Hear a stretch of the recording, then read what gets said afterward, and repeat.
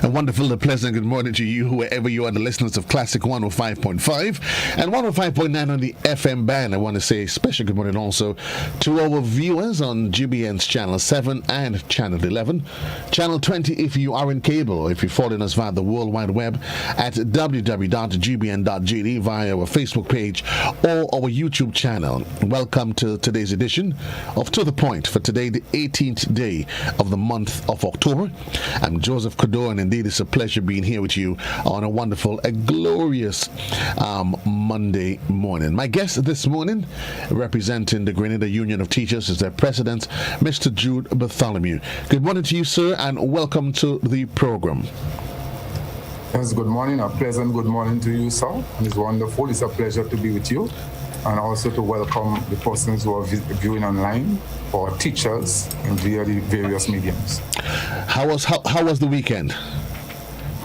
It was a great weekend, hard-working weekend. Your brain are always working and thinking with all the developments and such, but it was a good weekend. It is indeed a good weekend. There is a lot to be discussed, but I think before we jump into the more direct and pertinent matters, I think you probably would be remiss of me if I don't allow you the opportunity to send out congratulations to the nation's children on those who received results last weekend on the different regional exams. Yes, and even before I do that, I feel inclined to start the program with a blessing, a little word of prayer. That's how we operate, and I would like to do that so quickly. So, Almighty and ever-living God, we just want to thank you for the opportunity to be on the program this morning. Oh God, we ask you to take total charge and to take total control. And we ask you, oh God, for your divine intervention and the gift of your Holy Spirit, and to give us, oh God, wisdom, knowledge, and understanding and height. And we ask you to take charge and to take total control. And I ask you, oh God, to carry us through and to carry our workers through, our teachers, public officers, and all those, oh God, who are working hard and trying their best, even governments, oh God, to deal with this difficult situation throughout Grenada, Carriacou, and Petit Martinique. Bless this program and bless GBN and your host in Jesus' name. And we all collectively say amen and amen. Yes, so I did extend the opportunity to you to extend congratulations to the nation's children. So I want to take the opportunity as the president of the Grenada Union of Teachers to congratulate, all those students who would have been successful in the exams through the length and breadth of Grenada, Carriacou, and Petit Martinique. We know that Carriacou, they would have performed well, even in Grenada too, or homeland, mainland, have performed well and such. So in spite of the COVID situation and such, what we are seeing here is that the children, most of them would have done well and such, and the teachers would have performed excellently in spite of the COVID-19 situation. And that's why it's nice to say that we have every confidence in our teachers. 2020 would have proven it in the midst of the COVID, and 2021 would have proven it again, that no matter what the situation, even if the teachers are online and the children are online, they are doing their best and making the sacrifice. The ultimate importance is that at the end of the day, the children will be adequately prepared for the exam. So congratulations to all. And while you extend the congratulations, I know this one is particularly, it resonates in a special place in the hearts of the teachers, I would well imagine, given the fact that we were all thrust into this frontier collectively. And I'm saying us, I mean teachers, parents, the nation on a whole. And with the challenges that was posed by COVID-19, I know while we're yet crunching the numbers, I guess for you as a teacher, you must feel really particularly pleased that at least the nation's children, they were able to perform and achieve under immense pressure and strain, that of COVID-19 and the online platform. Yes, and that's what I'm saying. It's not easy to be online, and we know that. So in spite of this situation, and we want to see and recognize at the same time that in all the pressures and the success, we recognize also there might be children, even when writing the CSEC exams and such, who may have not performed well, as such, or do their best to their optimum potential. But at the same time, these children, or wherever they are, should not be pressured. And even the teachers should not be pressured, and the children should not be pressured. And that's what we want parents to understand now, that the world doesn't come to an end. Yes, everybody, you invest in your children, you invest in everything else, so you want to make sure that they do well. But especially at this critical time with emotional, psychological stress and all those things factors, these things must be factored in to make sure that even if our children did not perform too well, that we can speak to them and tell them, well, the world doesn't come to an end and we can try again. So that is what I want to say. What sort of support, while we're on it, so we're just going to, what sort of support does the GUT offer to its fraternity trust to ensure that they deal with that mental and an emotional stress of which you just pointed to? So coming there to say what? It is not easy right now. So let me just go to say, it is not easy right now. Not easy for the teachers, not easy for the parents, and not easy for the teachers. Every family is experiencing that degree of stress, anxiety, and all those things because you're faced with a situation in an abnormal situation dealing with school. All right. So the duty has been trying. In fact, before this program, I would have come out on a program with a lot of teachers, St. Patrick's, and all the different branches are having programs on a morning. They have Monday morning, and such with counseling and such worship, praising God and such, and exaltation to keep our teachers going, teachers and principals. So we have worship. The duty is really coming up and designing a program now to deal with in terms of counseling our members and such branches, and so that will be from the national executive end, and also group counseling individual members if they want the counseling. So we'll do in terms of community, keeping in touch and based with our teachers and such to make sure that everything is okay, because if the teachers are unhealthy and unsafe, then we will not even be able to teach the nation's children. And also added to that, I think the Ministry of Education is doing their part because you have counselors for school and those things. So the Ministry of Education is trying to reach out, doing their part in terms of trying to counsel teachers, even students and such, to do that. What I would want to put out on this point now is that we are on the point of counseling, which is very, very important. I would want and make a plea to the Ministry of Education again, because counseling, if we are in an abnormal situation, remember now we are teaching online, so the counselors and such will not be able to reach out to the children on a face-to-face basis in that situation. So it means that they have to use the devices on the phone. And I was a little appalled and amazed in that difficult situation to hear some counselors would have said, especially in the district, that they have to use their phones and personal devices, and sometimes it crashes because they have to counsel group sessions with teachers and also probably with children. And the laptops, remember, the counselors in the Ministry of Education, some of them are in districts. They are teachers too, some of them are teachers. And so whilst we appreciate the devices that the Ministry of Education, the laptops and such that have been given to teachers for the school, but the counselors are asking for the laptops too. Probably the truancy officers should receive their laptops too, so that in situation, especially now, that the counselors are very, very important in terms of the outreach program to counsel teachers and to counsel children, because that is the medium through which for the time being that you can reach them. So I want to make in terms of GBN on your platform to reach out to ask the Ministry of Education, and persons should do so, ask them to give the tablets, the laptops and such to the counselors, so that they can do sessions. Can do the sessions and them as counselors see on a little phone, it's going to crash. So you want to reach out to large section, and there as the needs avoid, you want to reach out also to individual teachers and students. And sometimes probably might be even parents too, because parents have a very important role in terms of at their end, the home, being in the home at that time in terms of taking care of their children and much. In all fairness to the process, the appeal that you're making now, is this a conversation that you've had with ministry officials, or is this you just using the platform now to make the appeal? No, this is something that has been brought to their attention, so I just bring it out in the public. What has the feedback and the response from the ministry been like towards the call? Well, they're looking into it, but we want to say that the process sometimes is a bit slow, especially for that particular time, because you see what is going on, and so here sometimes that you have to jump over red tape and such, especially with that situation. It's not only sometimes we look at in terms of just teaching the children and such, and yes, that education and thing, and everybody online, yes, the children probably missing out and they're missing out, but especially this time, remember, they are closing, teachers are enclosed, and everything like that is an abnormal situation. Counseling and everything like that so is one of probably the most important and critical part of the education process for our nation's children and all teachers at this time. as you raise the point of the period that we're in, it's difficult for everyone. We've all been thrust into this frontier at the same time. There's a lot that can be discussed. Here we are. We still one of the main questions that is on the lips of parents, teachers, nations is we've seen, only looking at the COVID figures, we noticed on the weekend there's just 132 active cases, 12 new confirmed cases over the weekend, as 0 deaths, and it begs the question as to when will we be able to see active in classroom learning.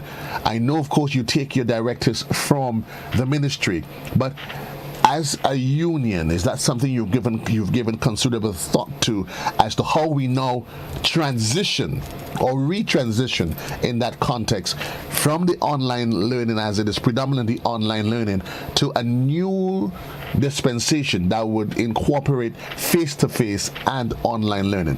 Where's the GVT at? All right, so thank you very much. Before I go there, I want to say that we're not in terms of contesting any sort of the statistics or the data in terms of COVID-19 and such. But sometimes it is fair to say that one have to be careful and cautious. You see, it's a measure of trust. And the nation would want to make sure that the evidence, the data and statistics that is provided is one that is, we're not saying that it is not correct and everything. So, but we have to be careful. We have to make sure that you have to look at a lot of different perspectives in terms of the reopening of school. The most important is that the safety, basically, of our members, of our teachers, the safety of our students, and all these factors have to be taken into consideration. So not just opening school, and I would want to put it on record here that the teachers love it best when they are back in the school face to face. They love it best when we are back in the school. Nobody love it home to be clogged up at home, and the best smile, as we always say, that they could get is direct interaction with the nation's children back in school. So, and I would want to put on record there and to say, it is not the teachers that basically went home to say we are industrial action and with those things, so we went home. It's the COVID-19 situation that would have caused it. One gets the feeling right now, based on probably pressure in terms of what has been said, sometimes media and different things, not blaming the media, but basically who comes, that now it seems that indirectly in a tactical move to blame probably teachers and put the blame and the pressure on teachers for the reopening of school. But the teachers had no direct say in terms of coming home. It was the Ministry of Health, the government of Grenada, the Ministry of Education, who would have, based on the situation and circumstances, basically said, well, yes, we're going to work home, and it's the safest and the best thing to do. No, I understand that, Mr. Bartholomew, but my position here has nothing to do with whose decision. Of course, at the end of the day, it was a national decision that school, this is what's going to happen. My question is, now that we are at this juncture, this current juncture, where we've seen, because I understand the argument you're making about the safety of your teachers, and I understand that and accept that. Yes. The question I'm asking you directly is, where is the GVT in terms of transitioning as a union and getting your teachers ready for the time or the day when the union, the ministry, as we say, the same way they made the decision to close, when they make the decision to reopen as a union, are you ready? The body, is a union ready together with its membership for that day and time when the ministry says back to the classroom? Well, we are in discussion and the process, consultation and everything like that. So, as an executive body, and also with our teachers, we have collaborative meetings with the Ministry of Education. We have a meeting this afternoon with DPA and such. So there are a number of discussions and such. So basically, yes, planning is taking place. One have to make sure, and we are certain that one day school must be reopened, and so you have to plan. So discussions are taking place. All right, but what we are looking for and to ensure, as I said, the number one thing is that there's the safety of everyone, and to look at a different perspective. As part of the conversation, what are the plans that would guarantee or seek to ensure the safety of the teachers? How is that conversation going on both ends? What is it that the ministry, as a union, you're asking for? Well, basically, there are some questions that we want to make sure in terms of that is in place. Was any teacher or principal trained in the case of COVID-19 in school? These are things that we have to look for to ensure that at the opening of school, that basically who would be there? Would we have nurses or would we have doctors? We have persons there in case of exposure and children and probably teachers exposed to COVID-19 and tests. And so these are some of the things that we are looking for. At the school itself, you're asking for that?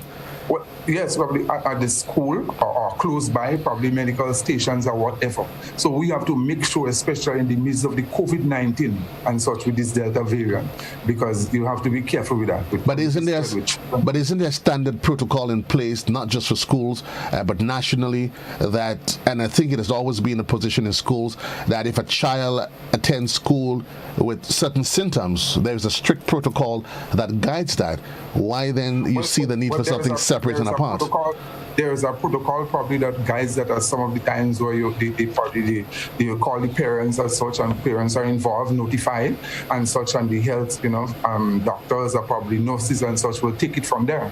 But at the same time, one we have to look at that strict protocol is probably something in addition to, because at that time and those protocols, we weren't basically faced with COVID-19 situation. And COVID-19 now is an ongoing thing basically.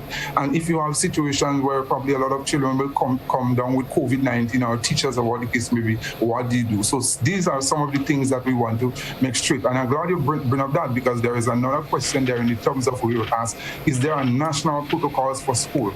After children test positive, or probably teachers with COVID-19 or with the virus. So we will want in our dialoguing and such, and I believe probably this afternoon we'll raise some of these issues and concerns with DPA and those going forward to ensure that these things, questions are separate and apart from this being, we're now dealing with a Delta variant, right?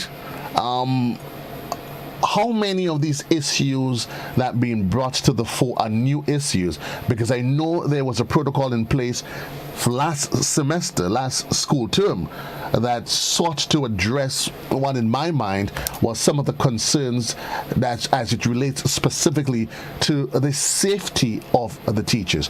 Are these new concerns, or are these concerns that were brought to the fore last school term that were not addressed, that you're trying to forward and ensure you get solutions for? All right, so it's basically, you may say, all concerns, but at the same time, one also have to look to see that when we started with COVID-19 and when the teachers returned to school, even with the children, and you may say a rotational basis, we started in a process, a face-to-face. Now, the COVID-19 situation in Grenada was more basically under control. I may say fairly adequately under control. So one would want to say in terms of that's why we said gradually at the beginning we gave the government some praise in terms of the Ministry of Health, how they handled the COVID-19 situation very early from 2020 and such. It seems as basically there were a little breakdown, and especially at the beginning we did not have the Delta variant, because the other variant before did not really affect children. And we see now, even before that, we never really had deaths and all those things. That is a different thing now, we're going at a higher level. And this is the reason now, and one would have, it is correct to say, or fairly correct to say, even with the reopening of school face-to-face after 2020, before the Delta variant, that teachers basically were on their own in terms of dealing with the situations. And that's why sometimes we have the concerns of teachers and principals in school. It is evident also that the Ministry of Education did provide like sanitizing, and they provide workers for sanitizing the classroom and different things like that. So all the different things in classroom space and those things like that. So remember, we have a small population in terms of buildings that are fairly small, and in even trying to bring in half of the children in school. Sometimes when you check, you talk about the furniture where you have one desk sharing with two children. A lot of the times there are a lot of things that don't really make public or news, where the principals and teachers will really have to really try to facilitate and make ends meet and do all those internal things to facilitate children. And so that's where we have to be careful, because what we know, what is said sometimes in the public domain by the Ministry of Education in terms of returning to school and such, and they're doing this, that, and the other. At the end of it all, the responsibility is directly placed in the hands of the principals and the teachers most times to do what they have to do. And so that's why we're trying to be careful. So with that being said, with the conversations that's being had, with the dialogue, which we appreciate is happening, are you in any way as a union satisfied? And as I said, because I believe this is going to be an ongoing process, are you in any way satisfied that we can see the reopening from the ministry's perspective or from the union's perspective, that you are satisfied enough has been done to see the reopening of school anytime before the prescribed end of the school term? I cannot come here to say, and to be honest with you, that we are fully satisfied. What I would want to say is that really and truly, the teachers, the principals, the Grenada Union of Teachers, we would like to see, we look forward for the reopening of school, because that is where teachers want to be with their children, in the school, face to face. But we think that, yes, in the reopening of school, and I'll bring it out here, it is fair to say what we are looking at in terms of probably a phased approach, and we were clearly looking at probably January, basically, for the safest in terms of probably opening school in its entirety. Because one have to make sure, yes, you want to reopen, but you have to look at the situation with this virus. You have to take into consideration a lot of things. Now we're coming in. Here comes now the situation with the vaccination. We're looking at that and the vaccination. Here the pressure comes now. Okay, so here's where I want, because now I'm noticing where the conversation is going. But before we shift to the issue of the vaccine, because certainly the vaccine will always become the focal point of what happens as it relates to reopening of school. 25 minutes past the hour. My guest this morning is Mr. Jude Bartholomew, President of the Grenada Union of Teachers. We'll take a quick commercial break, Mr. Bartholomew, and viewers and listeners, and we'll be right back right here on To The Point.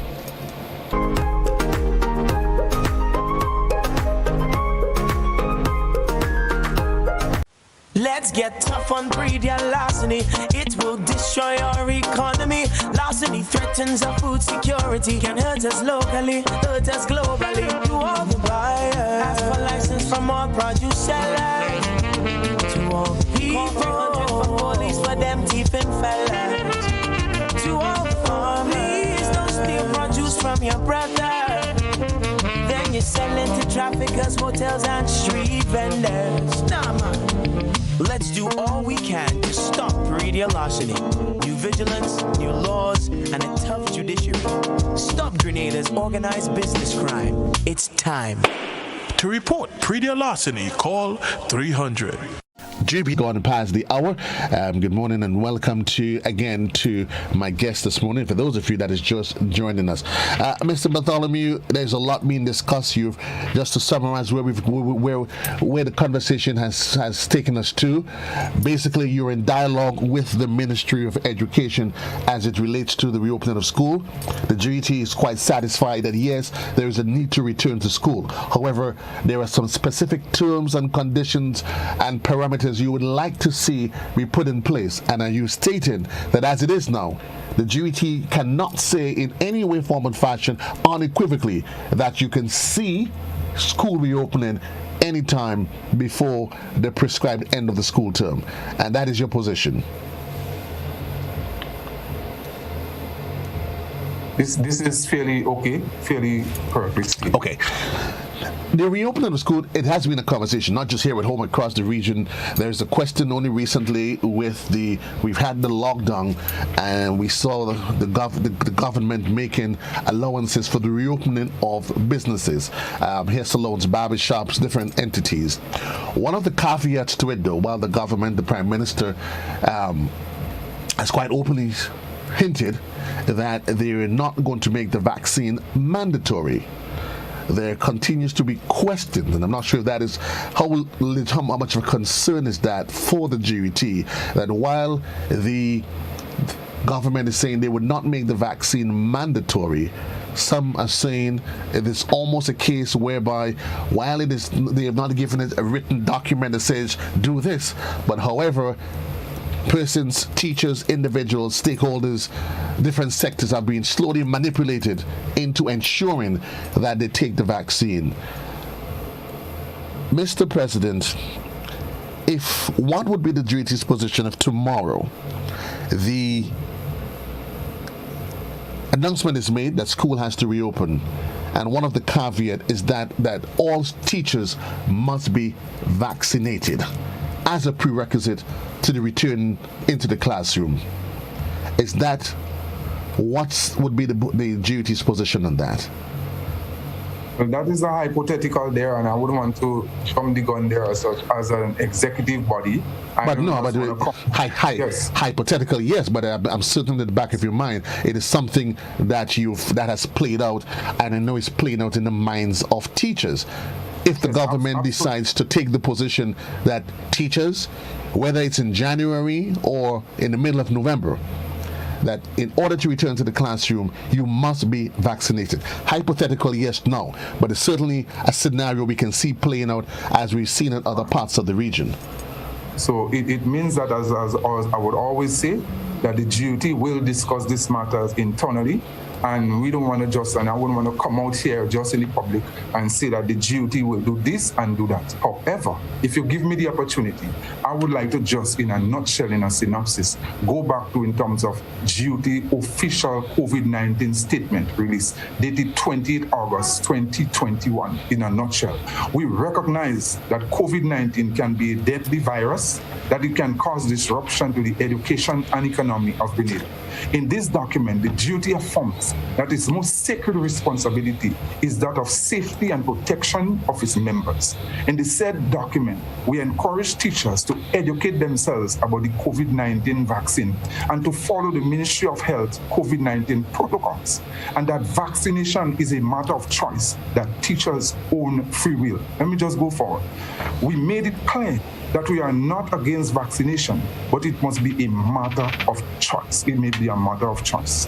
All right? What the Grenada Union of Teachers is totally against is mandatory vaccination. In this document, we show the appreciation to the Ministry of Health, Government of Grenada, for providing choice of vaccines. And we know the two choices of vaccine. And I hasten to say, however, that is where we draw the line. And let me read it out. I just want to read that statement here. The GUT wishes to make it abundantly clear that the union stands firmly against mandatory vaccination. We assert that it is the right of the individual to make sensitive decisions about the health, and the union remains firmly committed to defend such. Our members must be able to freely choose what is in their best interests. We recognize the rights of the employer to ensure the welfare and safety of the employees. However, we do not want the employer to resort to fear and victimization in the efforts to create a safe environment. And in a nutshell, that is basically the official statement. On this one, I speak on the behalf of the National Executive and the Grenada Union of Teachers, and not on my own personal domain. So with that being said, it is fair for me to conclude that, as you said, you do not buy in or subscribe to mandatory vaccination. Fine. Now, as a union, if the government determines, okay, we're not going to make it mandatory, we're giving you an option. And some have argued that whereas your membership and the GUT and its membership reserve the rights to say yea or nay, so too the employer reserves the right to say, well, this is my position. Yes, the employer reserves the right to say, this is my position. The employer has rights, as well as the employees have rights. Are we not saying that? But we want to also say, in the time of COVID, is this vaccination compulsory thing? Is this in the law? We have to look at legally also. Forced vaccination should not be upon its members and workers in this country, especially when the vaccine, basically, if you look at it clearly, it does not really stop or prevent COVID-19 situation until such is done or proven. One may say the other way around. But we don't think where I would go with this, I would say, and I would want to say directly to the Prime Minister of Grenada, directly, to be careful in terms of that. I don't want to disrespect the Honorable Prime Minister as such, and I don't want people to look at it at that way. But what we want to say is to tread cautiously with mandating vaccination for workers and for the citizens of Grenada. We see where that thing is going. We see it is heading now to the road workers and such. We see it is heading to market vendors and all those different things like that. And one has to, I want to say, now look at it. And let me just say that here. I will say it clearly and fairly, without no negative thing intended. The Prime Minister of Grenada and the government of Grenada, they didn't mandate in terms of elections. They didn't mandate in terms of to force people to vote for them. They didn't mandate in terms of they have 15 seats. And what did they do? They convinced the citizens of Grenada, this country, to vote for them. So if you could convince people to vote for you and you got 15 seats, what is in you now, directly now, that you can convince the nation, educate and convince your people? And I would want to place on record here now, straight from my heart, that the Prime Minister, almost in terms of our senior politicians who have devoted his time and energy towards this country, almost getting ready in the twilight of his years, basically to move away from politics. I'm not saying that he should move away. He would make that decision for himself. But I would not like to see Dr. Kit Mitchell go down in terms of the history of this country and in terms of mandating vaccination, COVID-19 vaccine for the citizens of Grenada, and moving out and bowing out in politics in a bitter taste with public and to leave the Grenadian citizens hot. People are mistrust. There are a lot of things here. And so I think he should tread cautiously and be wise. Yes, he might be pressured. We don't know from where. Probably the government of Grenada. We don't know if it's locally, regionally, and internationally. And he have a lot of things to deal with. But let wisdom prevail. And don't go down that road of forcing vaccination upon teachers and other workers of this country. Convince them, educate them, and let them make a matter of choice. What timetable, Mr. President, as you caution the stakeholders, government stakeholders, to tread cautiously? You talk about educating. We also hinted to the fact that you recognize the need for a speedy recovery to the classroom. Juxtaposing these two situations, where with the vaccination hesitancy that exists, at what point do you see the two meeting? Because what if happens 6 months from now? The hesitancy regime continues. What happens to the nation's children? Or at what point are you willing to come to some common agreement that maybe would say, well, we agree, some gets vaccinated. In other regions, they've been the agreement that you either be vaccinated or you take testing on a continuum to ensure the safety of both teachers and the students. Is that something that the GET has considered as part of its process going forward? Before I answer your question, I would like to bring out something here. I don't want to say you have to answer because you are the host. But let's go back a little bit. In terms of vaccination, because what we're concerned about and seems to be sticking on is that the teachers should be vaccinated. What are the other factors in that? Not only the teachers, because the teachers would be in school, so that you say, what would happen in this situation with the students? If you look at the primary school, vaccination basically have not been approved for children under 12 years of age. So it means that when you look at the primary school level, CPA grade 6, that's the last grade in primary school, the children basically attain 12 years of age when they're almost ready to go to secondary school, right, in their CPA and such. So it means that based on that situation, the children in the primary school cannot be vaccinated. So are you saying to us, and that's how we have to say, let wisdom prevail, because you're pushing it on the teacher and you're saying the teachers have to be vaccinated, but not the teacher alone. What would happen? Is there a situation where would you say all parents have to be vaccinated for children to come to school?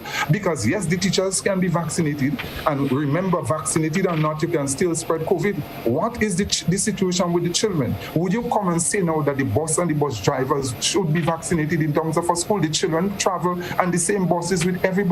So what would that situation, would you, and the buses are packed, children come in and pack buses to come to school like everybody else, would you say that all persons on the bus have to be vaccinated? And those things, we have to take all these things into consideration when we're dealing with this issue of vaccination. So not just the teacher alone and such, and that is what we seems to be pinning down. So what would happen there? Would there be buses or transportation for the buses, the vaccinated, to travel? And no, I understand your argument, sir, but please appreciate when I make reference to the teachers, because I'm speaking to you in your capacity as the president. So certainly, and I understand where the conversation is going. This is not, I'm not making this with the teachers. As you can well appreciate, I'm speaking to you in your capacity as president, so that I'm directing it in that capacity. Certainly, we provide a platform here that allows for other stakeholders to be part of the conversation. You part of the conversation, but you said you just wanted to make the comment before you responded to my question. Yeah, well, you also have to be cognizant of the fact that is not isolation. School is not in isolation with just the teacher alone. So that's why we had to go back to that. Whether you like it or not, or you don't want it, you have to take all these things in. Yeah, but it's not about me not liking, sir. I would not ask you about the rights of a child, when that right at the end of the day goes back to the parent. It would be remiss of me to ask you as a president that whether or not my child should be vaccinated.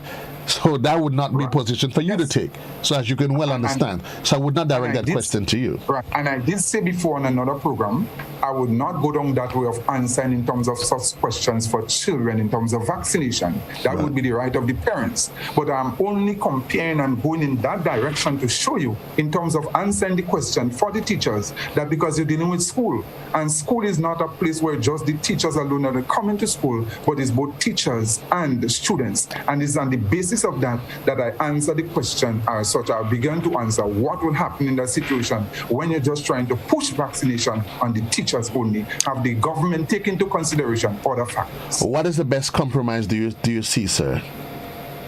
Repeat that question again, because while we were talking, go back and just repeat. Right, so I was asking you in terms of the government, if they decide, what is the, I will encapsulate the question, just condense it and encapsulate it. What do you see as the best win-win solution within the current construct, given your concerns as it relates to safety and vaccination as a concern as it is? What's the best win-win situation you see as the president?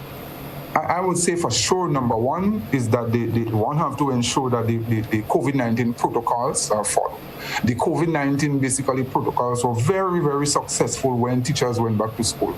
Wearing the mask and sanitizing and all those things, no compromising with that. So one have to ensure that probably the Ministry of Health, the government of Grenada, facilitate and provide schools with PPEs and different things and so on. So that is one of the most important and foremost things. In other situations, whether we're talking about now PCR tests and we're talking about vaccination, PCR tests, there is a discussion, an added discussion that the national executive in terms of have to be discussed, and right on my own and myself, therefore I'm not prepared to give a position on that. If the ministry determines that, as in other areas and other regions, that you either have to be vaccinated to re-enter the classroom, or you take PCR tests on a periodic basis, that period would be determined. What is the employer's responsibility in terms to its employee regarding the cost of that PCR test? Is that something that the GET has given consideration to? Well, you would say probably slight discussions again, but I said before I speak on this one, let us see, a meeting this afternoon with DPA, and let us go back to discussions with the national executive and our teachers, and then probably on another program we will discuss that. But I don't want to come in there, and I must almost say that we also, I think basically what you see, the pressure coming to Grenada is that we compare other nations, other Caribbean regions, because it seems that there is a pattern with governments in the Caribbean and all over the world, and it coming in slowly in the Caribbean here, where basically Caribbean governments now just putting the pressure. Remember that Dr. Mitchell did say on record that he will not go down in terms of forcing persons into mandatory vaccination. So we have to be careful in terms of, let us look on our own and develop our own thing. There are many other things with Caribbean governments and regions that is not compared to Grenada. If you go to compare everything, it's only when this other thing come up they compare. But I don't agree, sir, and we will move from there. But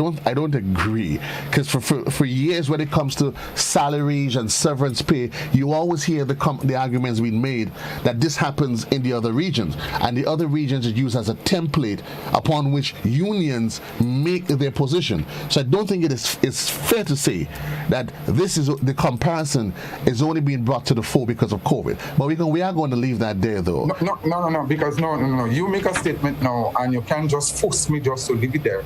I would want to say clearly that when you compare other things with the Caribbean countries, it is not equal for the teacher and even for other public officers. But that's the point that I'm making, sir. What I'm saying is that it was not fair to say that the comparison is only being made now in the face of mandatory vaccination, yes or no? So I'm not saying the comparison is made now. I'm just saying that we've seen that pattern come. It's a pattern, fair enough, and I'm happy that as the duty that you're looking openly at what's happening for your teachers. There's the ongoing conversation, Mr. President, as it relates to permanency status for teachers within the system. Regularization of those individuals who's been there on a contract basis as an ongoing conversation. Can you update us on that? Well, I'm very happy that you brought it up because I think it's a genuine grievance. I think in the era we just celebrated in terms of World Teachers Day, basically, and the theme is celebrate the teacher. Value the teacher, appreciate the teacher and such, because you could do what you want. Teachers have been, yes, there are some times when a lot of things might lapse here and everywhere. There is no perfect system. But by and large, the teachers have been making tremendous sacrifice to the length and breadth of Grenada, Caribou, and PT Matnik, and it is well recorded. The length of time, some teachers are in the system 16 years, 14 years, 10 years, 12 years, and they have not been regularized. And the process have begun and such.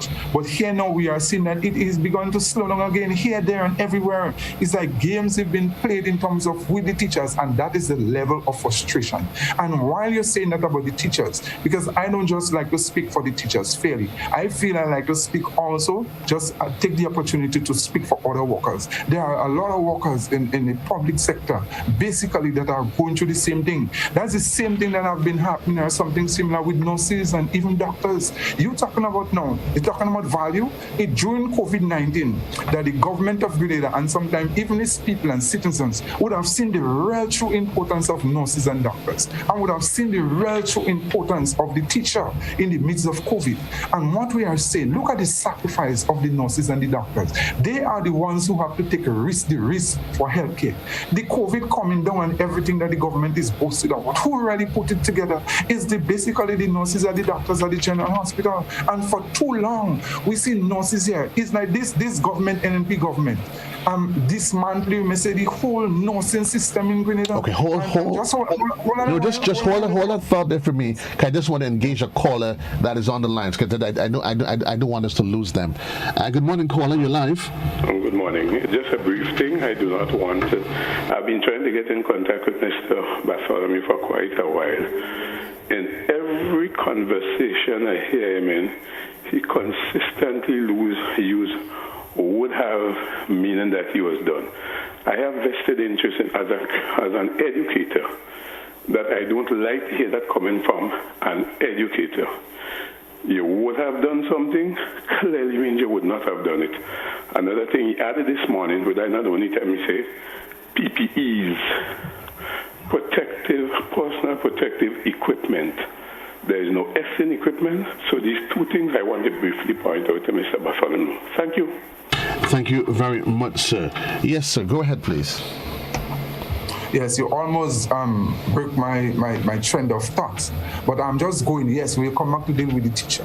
But I'm saying here about valuing, appreciating our nurses and our doctors. Here comes the situation with COVID. And I was saying that this NNP government would have dismantled the very fabric of nursing and such in Grenada. Here you come where you have a nursing association, you have a nursing hostel, you have all those things. Grenada's nurses were basically the best on record. And what you are seeing now, because of the kinds of treatment they have been getting, a lot of them left. They travel to greener pastures and such. And why is it taking so long for the government of Grenada in terms of to appreciate its workers and such, that they have to leave to go somewhere else? And that reminds me of what it is saying, that a king has no honor in his own country. Now we're begging for nurses and we're begging for doctors, we're begging for everybody to come back.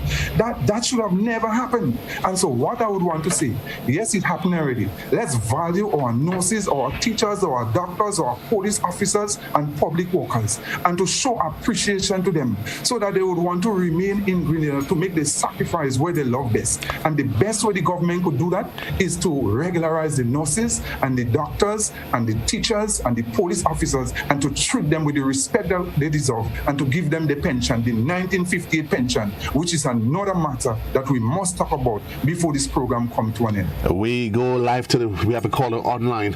Hello, caller, go ahead, please. Hi, good morning, Joan, to your guest, Mr. Bartholomew. I have a difficulty in understanding how are you going to stand up to the aspect of mandatory vaccination for your members when you are vaccinated. And anyway, keep hanging in there. But today is October 18th. Tomorrow, please God, is October 19th, the day 38 years ago when we killed the champion of the working class. So I want to encourage you to continue to be strong. But again, I want you to respond to standing up against mandate when you are already vaccinated. Have a good day. Thank you very much, caller. Your comments, Mr. President? I did not hear. I'm not hearing from my end what the caller is saying. I'm hoping so. Probably you could just give a synopsis. I don't know what is happening. Well, he was basically alluding to the fact that I'm not sure how he knows that. He was saying, I think he was hinting the fact that if you are already vaccinated, how then do you make the case against there not being mandatory vaccination? I'm not sure from what position he's actually speaking from. Right. So I'm glad that you brought that up, and let me make it clear, emphatically clear, that I was vaccinated. Yes, I make up my mind to receive to be vaccinated. That is my personal choice. My personal choice. I did not vaccinate because on behalf of the Grenada Union of Teachers and on behalf of teachers or its members. Though that is a personal choice. What I did do, because of transparency and everything, that is on myself. I just bring it out in the public domain. And so one must not misunderstand that and to quote and to say that, because let it be clear, and I want to state here clearly, right here now, that I don't want anybody, whether the government, the Ministry of Education, or anybody else, to feel because I was vaccinated that they could impose their will or force vaccination on any teacher. We're going to resist that. Let them make it up with their own free will and for themselves. Let the record be straight. We're keeping the eyes on the clock. 10 minutes on to the hour in the morning time. I guess this morning we almost ran out of time for today's segment, but certainly this is always an open platform that you can return. A lot of issues to be discussed. You did say that you have a meeting, some upcoming engagements with the ministry. Yes, we have regular engagement, as we did say. We're basically probably on the same COVID-19 situation, and that's what we said is an ongoing discussion. And we always want to make it clear and a reminder to the general public. The Grenada Union of Teachers basically have no problem. I would never go against itself. What we are against is mandatory vaccination, but we're not against vaccination. All what we are saying is just educate and give people a chance to make up their mind for themselves. Okay, so let me throw this issue. So the government decides, okay, this is our position. Vaccination is mandatory, and the union takes an opposing stance. Let's say hypothetically, because we don't know what it is, if the government decides that, okay, as a result to ensure, because the continuum of our children's education, that we are going to import teachers, and that's not a far-fetched scenario. We've seen it in the past already. What would be the union's take on that? Thank you for making me have a wonderful laugh this morning. You have just uplifted my day with what you would have said. You think the government will be so foolish to go and import how much? 2,000 teachers? No, I'm not sure what the government is capable of. I'm asking you what would be the government's position? What would be the union's position? I'm asking you. Yes, probably. No. Probably indirectly, the government is basically, they can do anything. They are capable probably of doing anything. So let them do what they want. Our stance... But hold on, sir. Miss. It would not be a case, and I think we're missing it here. It would not be a case, remember we talked about the phase opening of school. So it would not be a case of government needing to import whatever specific numbers. If we decide we're opening at the secondary level, and there's that amount of teachers that is available, a percentage isn't vaccinated, I'm saying it is likely that if school needs to be reopened and mandatory vaccination is a requirement, then at some point the children in the classroom, they must be taught. I'm asking you from that backdrop. Yeah. Not as to what the government is capable or not capable of. Yes, but I would answer you. You are allowed to ask the question, and I could answer the question from any angle. So you cannot just force a particular answer or response from me. When you look right through the Caribbean, you realize our teachers are standing up against in terms of mandatory vaccination. So here comes that is what we are saying. So the government, we are saying, I also remember that the Prime Minister did say, or some other ministers, probably since last year, that they, the ministers, can teach the nation's children. So anybody probably can decide to do it. Nobody does it better than the teachers. So I don't want to go and separate in terms of vaccinated and unvaccinated and all those things. And so let us see the true colors of the government of Grenada and the Ministry of Education. Let us see the true colors of Dr. Mitchell in his twilight years to impose on us and the Grenadian people and our workers the mandatory vaccination. And then we'll see what would happen. So we just take it as it goes. But I will not make any pronouncement whether you induce me or try to induce me to see, basically to make headline news in what would happen. I get the sense as the duty president you're ready for the long haul.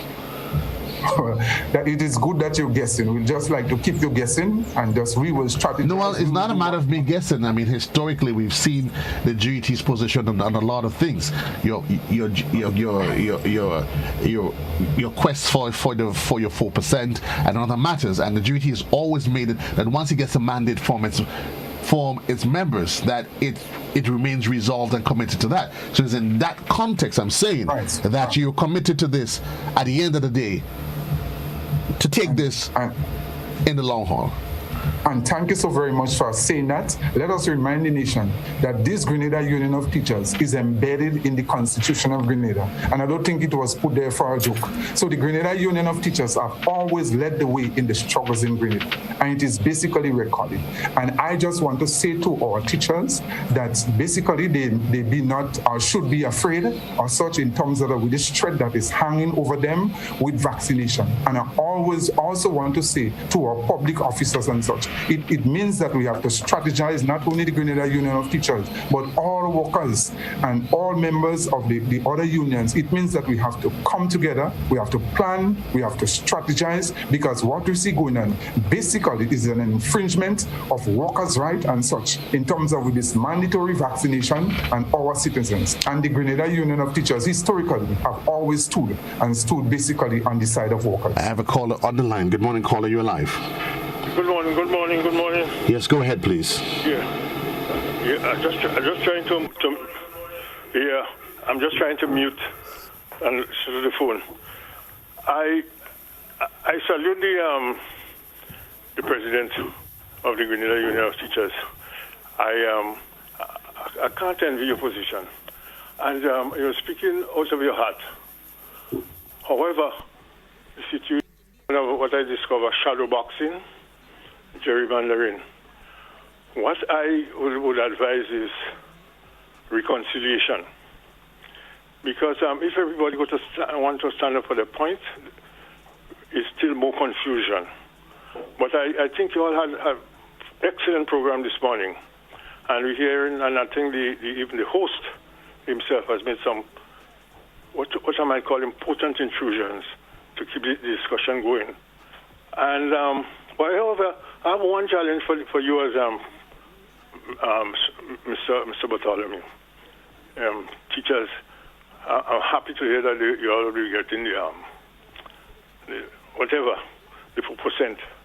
For something, what happened to the strike fund, the duty strike fund? Okay, let me see if I can get the president to respond, because we quickly running out of time. Thank you very much. And have a good day. All the best to you, sir. Always respect the views and the opinion of our callers. They make a very, very important contribution. The strike fund in terms of the Grenada Union of Teachers, I would not go there. That's basically an internal matter, and any union probably would have a fund. However, when we're talking about in terms of the 4%, this is something that is legitimate and everything like that. So it has nothing to do with strike fund in terms of the government of Grenada paying workers their 4%. And I'm very happy to put on the record, and thanks to the government of Grenada. And a special thanks to the Honorable Peter David for pulling us through. Basically, he did a wonderful job and a great job in terms of mediating and to ensure, and I want to put on record the vigilancy and such of the Grenada Union of Teachers, that we were able to march up and down on the street. And regardless, in spite of the president have been brought even in the police station and such, that we can be on record in the Grenada Union of Teachers in leading the way for all other public officers to receive their 4% and the retroactive payment, including the very said police who pulled us in. And God is a good God, and we give him praise for that. Let me throw this final one at you. It's my understanding that teachers, they were asked to declare their vaccination status. I think they were given a deadline by today, or they were asked to do that by the end of the day. I might be wrong on that, but is that something that you are aware of as a GT? And what is your position and your advice to your members? Yes, I'm aware of that. And the Ministry of Education, that would have been an unsigned document coming from, I think I would want to believe it's the Ministry of Education, but an unsigned document coming to principals asking teachers for the vaccination records. And I think this is wrong. At no time before in any sickness, any disease, not even your doctor, your medical doctor, could disclose your medical records without your permission and such. And that is unheard of for other situations. So what we say to principals and to teachers, no, I think it is wrong. What we would want to say, seeing that the Prime Minister of Grenada did come out and said that the vaccination rate amongst teachers and children are abysmal, to say this sort of statement, it means that the Prime Minister would have had some record of information where we would have gotten the information. And what we would want to say to the Ministry of Education, the same place where the Prime Minister of Grenada would have gotten that information, to come out and say that the vaccination among teachers is abysmal, he can direct them there to go for that information. When I was vaccinated and other persons, there's a record there. What is your occupation? The Ministry of Health has the information. So one would want to say, if the government of Grenada or the Ministry of Education wants that information on any teacher or any public officer who has been vaccinated, they will get it from the Ministry of Health, and let them do the honorable thing and get it from there. But not only that, what has been going on now, to add insult to injury, teachers have been calling and said that the very said ministry or other places are asking them to provide the records of children. And as you did correctly say, you can't go so far. You see where this thing ending? You start with teachers, then you want to force upon teachers now to get the information in terms of whose children have been vaccinated. This is wrong. And so the records is there with the Ministry of Health, and that's where the Ministry of Education and other domains should go. Thank you very much, sir. We've gone 5 minutes over, way 5 minutes over my time. I'm just going to give you 30 seconds to encapsulate today's your appearance here, and share any final thoughts. Yes, I just want to say thank you so very much for hosting this program. It's very, very timely. I just want to say quickly that I stand in solidarity with GBN. It was basically, you see how far this thing was going? When basically at the beginning of the COVID, the agreement, look at this situation, you see how this thing is going? All the LATO and such and those things that used to be on GBN with the program, where is it now? It is no longer there. Because you see the pressure that has been coming on institution just because of the same COVID-19 situation. The very said GBN that give all these people the coverage and leverage that they can be what they want to be today. And that's what we say. The Grenada Union of Teachers will stand strong. Will always be. Will stand strong with all members. I would want to give my members the assurance that I'm here for them totally, not only for duty, but all workers together. Let us stand strong and not be afraid. We're going to come together. We make it and we rally 108 years. And then we have every confidence that we will go another 108 years together as a united Grenada Union of Teachers, standing for justice and equality for everyone. Make no mistake. Thank you so very much. Thank you. I don't quite understand the GBN. You seem, of course, to be in a position where you're a little bit more empowered than I am with certain information. So I would just leave that there. President of the Grenada Union of Teachers, Jude Bartholomew, I certainly say thanks for accepting the invitation to be on the program, and certainly hoping that you would remain open to any invitation to be on any platform here on the GBN. All the best to you. Most certainly. Thank you so kindly. And that's the way we bring the program to bring the curtains to we draw the curtains onto this program. 10 minutes gone past the hour, and indeed it was a pleasure being here with you, Grenada.